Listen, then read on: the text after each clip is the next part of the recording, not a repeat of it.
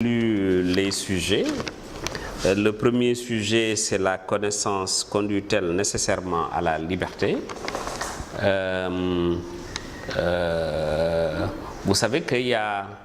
Est-ce que le fait d'avoir des connaissances, ça vous permet d'être libre, de gagner votre liberté, de conquérir votre liberté?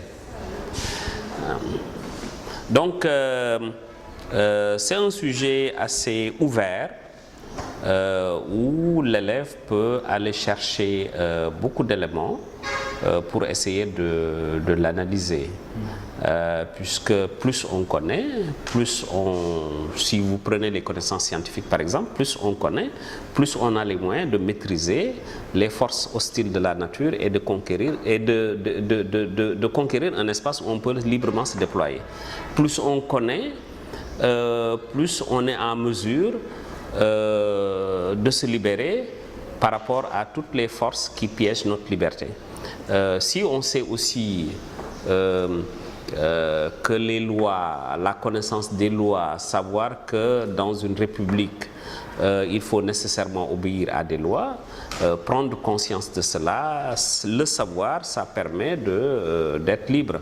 Donc c'est un sujet très ouvert, très ouvert. Le deuxième sujet, ça porte sur le domaine 1. Le philosophe, lorsqu'il analyse les traditions, c'est vrai que les philosophes analysent les traditions. Est-ce que cela le limite? Est-ce qu'il ne doit pas, en plus d'analyser les traditions, est-ce qu'il ne doit pas réfléchir sur les défis du monde actuel? Il faudrait aussi que les élèves arrivent à déterminer ce qu'on entend par défis du monde actuel. C'est des défis environnementaux, c'est des défis liés au terrorisme, c'est des défis liés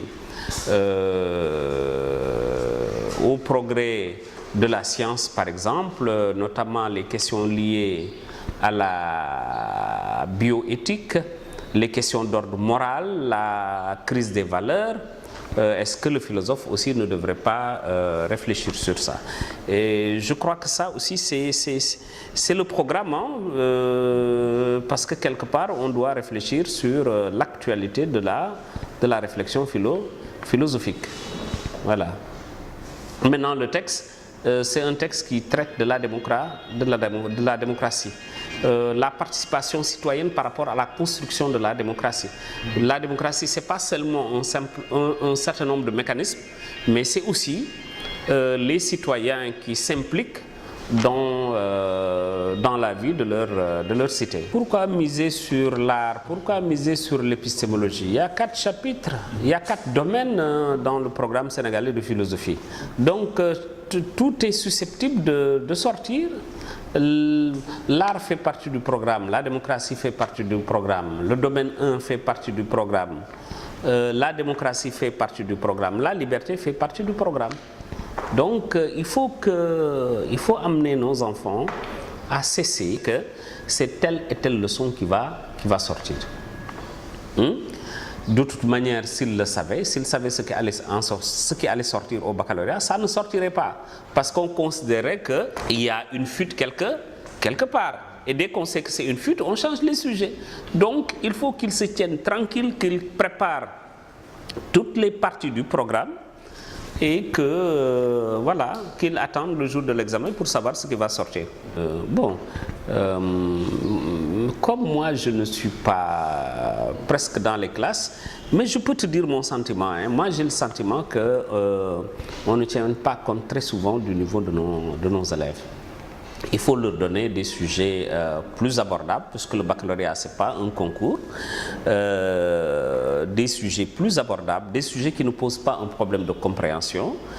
C'est vrai qu'en philosophie, on veut apprendre aux enfants à réfléchir, mais ce n'est pas sur 1 an, sur 2 ans qu'on apprend aux jeunes à avoir une capacité de réflexion, une capacité de synthèse, etc. etc. Il faut qu'on cale les sujets sur l'élève moyen. Hein, quand il voit le sujet, il ne se pose pas de problème de compréhension. Maintenant, on les départagerait selon l'écriture, l'articulation des idées, etc., etc. Ça ne sert à rien d'avoir 200 copies et d'avoir que 10 ou 20 qui ont 10 ou 11 ou 12. De ce point de vue-là, qu'on soit plus modeste.